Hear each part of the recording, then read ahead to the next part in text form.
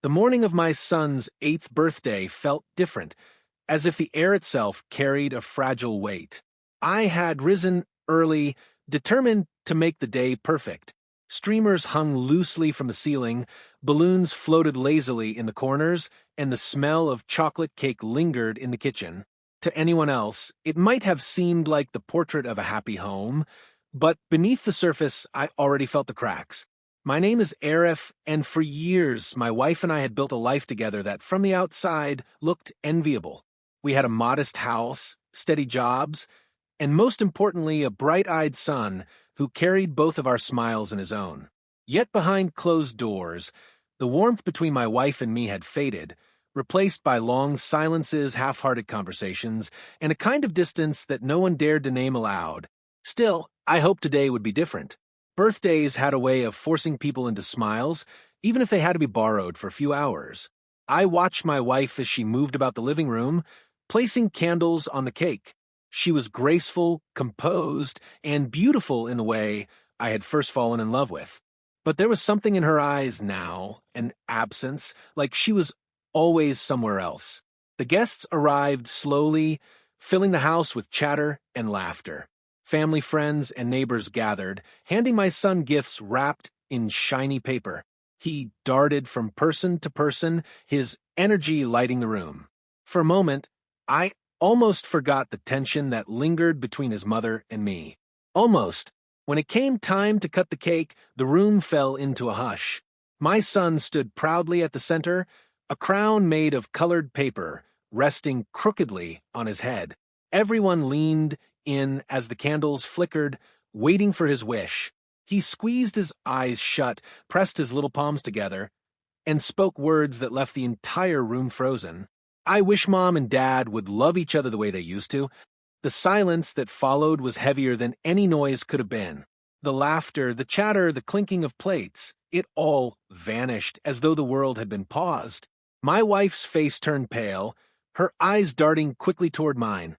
I felt my chest tighten, not from anger, but from the piercing truth behind his innocent words. Children have a way of noticing what adults try so hard to hide. In that single wish, my son had uncovered what we both had been avoiding for months. We were no longer the couple we once were. The candles were blown out, the cake sliced, and the party resumed with forced laughter. But nothing was the same. His words replayed in my mind, louder than the sound of music or chatter. That night, after the guests had gone and the house had fallen silent, I lay awake beside my wife, realizing for the first time that something was slipping beyond my reach.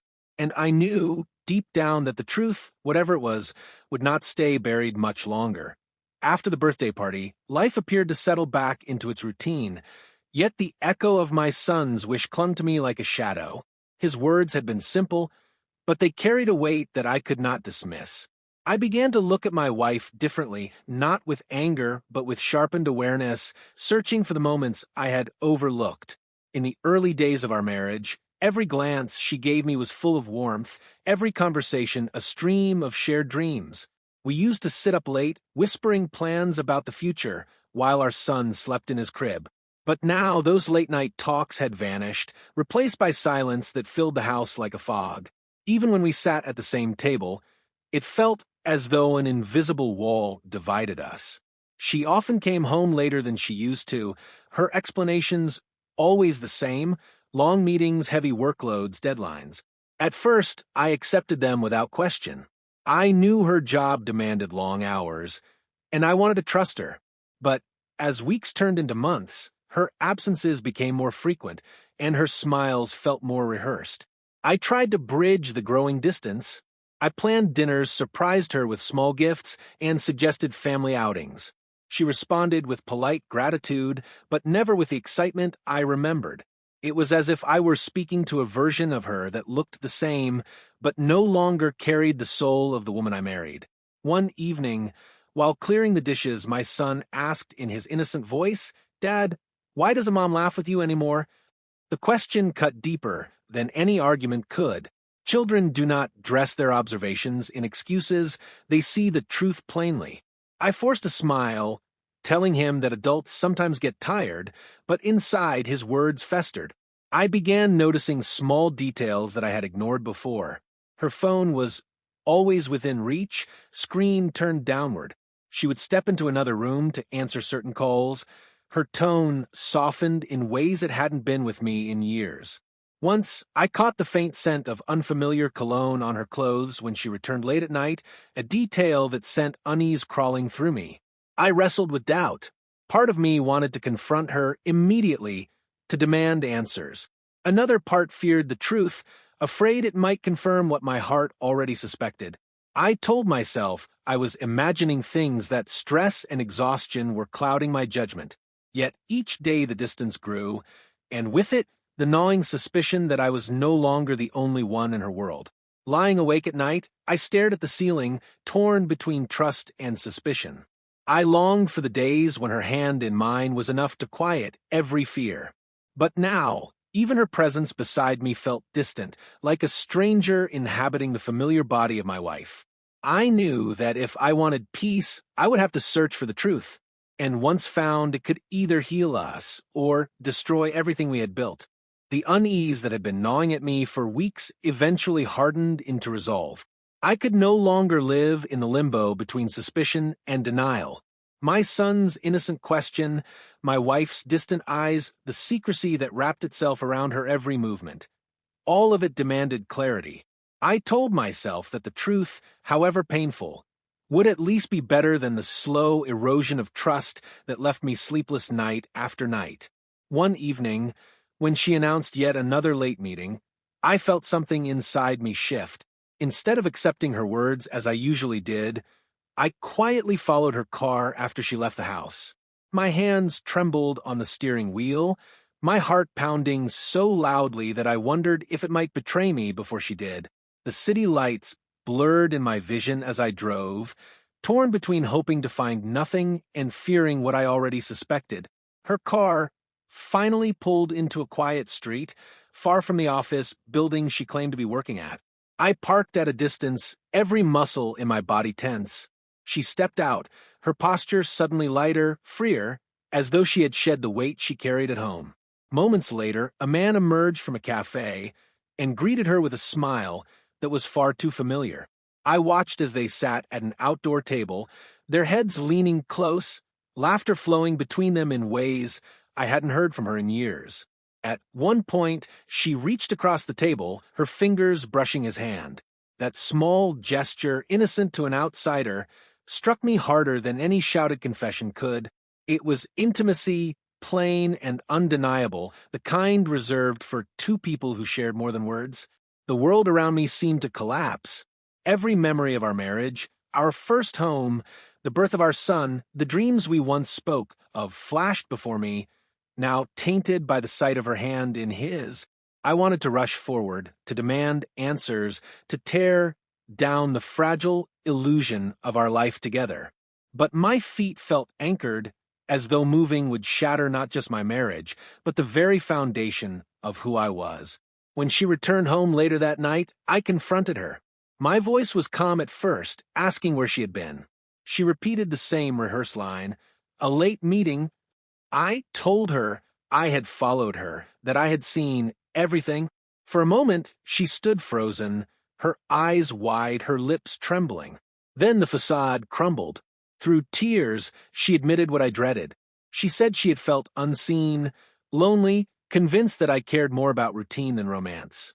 Her words pierced me, but not as deeply as the betrayal itself.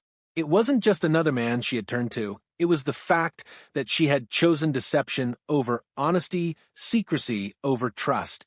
From the hallway, I noticed the small figure of my son standing silently, watching us.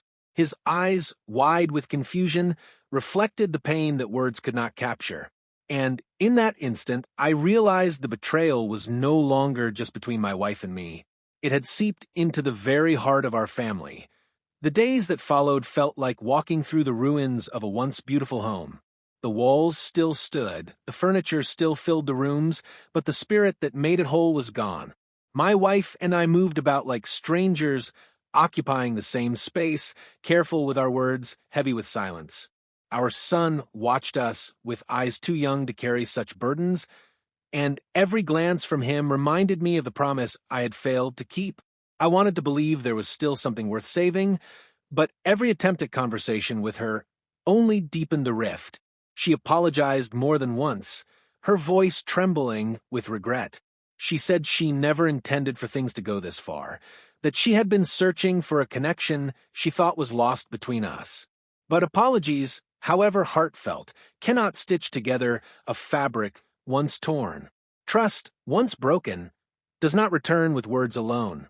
For nights, I wrestled with the decision. Should I stay and fight for the marriage, or should I leave and give my son an environment free from bitterness and deceit? Neither choice felt like victory. Both carried pain. Yet the more I thought of my son's innocent birthday wish, the more I realized that what he truly needed was honesty, even if it meant dismantling the illusion of a happy home.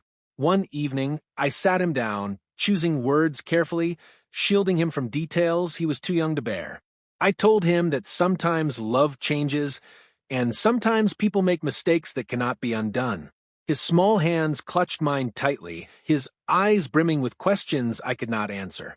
But in his quiet nod, I saw strength, the kind that children find when they are forced to grow up too soon. Eventually, I made the hardest decision of my life, to separate from my wife. It was not an act of vengeance, nor a punishment, but a step toward healing. We agreed to co-parent, to put our son's needs above our own fractured hearts.